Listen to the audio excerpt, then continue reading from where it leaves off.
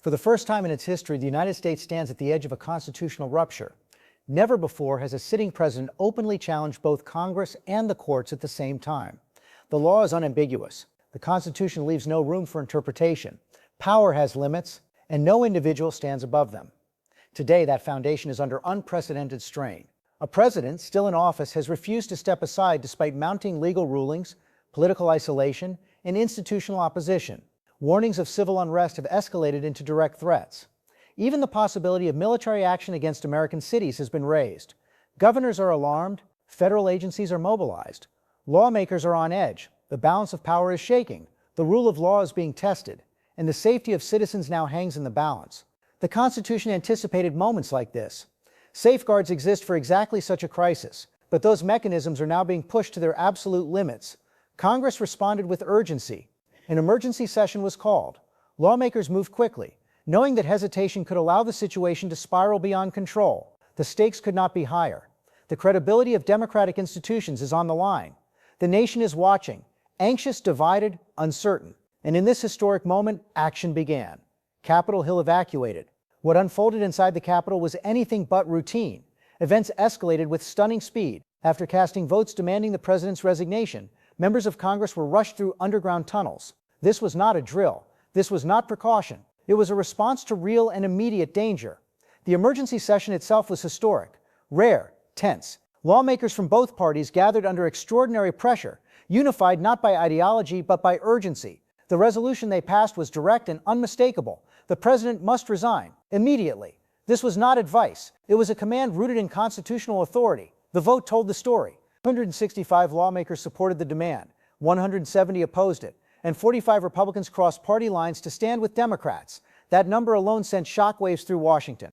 Congress made its position unmistakably clear. Authority rests with the Constitution, not with any one individual. Legal mechanisms would be enforced. The presidency would not override the law. The message to the White House was simple and absolute: resign or face constitutional and legal consequences. Every branch of government took notice. Court orders were active. Oversight intensified. Public scrutiny became relentless. Lawmakers warned openly that delay or defiance could ignite a full constitutional crisis. This was not political theater. It was a declaration of institutional power. Congress was reasserting its role, reminding the nation that governance demands action when order is threatened. The bipartisan fracture, the decisive vote, and the clarity of purpose marked a turning point. The president stood increasingly alone. His influence weakened. Legal pressure mounted. Time was running out. A party divides. The vote shattered traditional party unity. Nearly 50 Republicans broke ranks, choosing constitutional duty over political loyalty. Such a rupture is rare and deeply significant. This fracture reflected growing concern over public safety, constitutional authority, and the erosion of lawful governance. It was not symbolic. It carried real consequences for oversight, enforcement, and public trust. Then came the moment that stunned Washington. Speaker Johnson breaks ranks. Speaker Johnson, long considered a loyal defender, stood with Democratic leadership and endorsed the resolution demanding resignation. The shift was historic. For years, Johnson had defended the president through investigations, impeachment proceedings, and electoral disputes. His reversal signaled something far greater than political disagreement. It revealed a breaking point. Standing alongside Senate leadership, Johnson sent a message to the country and to the Oval Office itself. Allegiance has limits. The Constitution comes first. This was not a personal attack. It was a structural response, a declaration that governance, legality, and continuity outweigh party loyalty. His decision exposed the fragility of the president's remaining support and signaled to others that unconditional defense was no longer viable. The political equation changed instantly. Defiance from the president. The response from the president was immediate and alarming.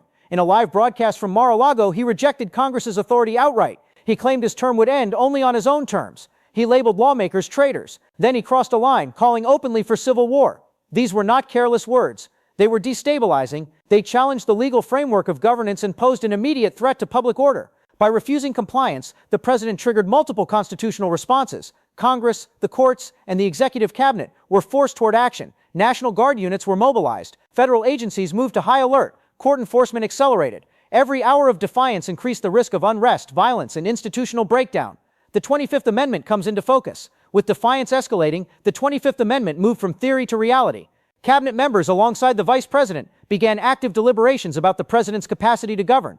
This amendment exists for moments exactly like this: threats of violence, defiance of court orders, rejection of constitutional authority. Legal advisors mapped each step carefully, weighing enforcement against the risk of public panic. Courts monitored developments closely. If invoked, Power would transfer immediately. It would be historic, and it would be decisive. Civil war rhetoric sparks national emergency. The president's language transformed a political crisis into a national security emergency. Federal law enforcement classified his statements as incitement. DHS and the FBI activated domestic threat protocols. More than 200,000 protesters flooded the Capitol and surrounding areas. Pro-president and anti-president demonstrators clashed. The risk of violence reached levels unseen in modern American history. Congress, already evacuated, faced direct threat. The urgency for constitutional action intensified. This was no longer about politics. It was about safety, order, and survival of democratic systems. Legal pressure intensifies. Beyond politics, the law closed in. Federal marshals executed civil judgments at Mar-a-Lago. Properties were targeted. Financial penalties enforced. The symbolism was unmistakable. The law reaches everyone.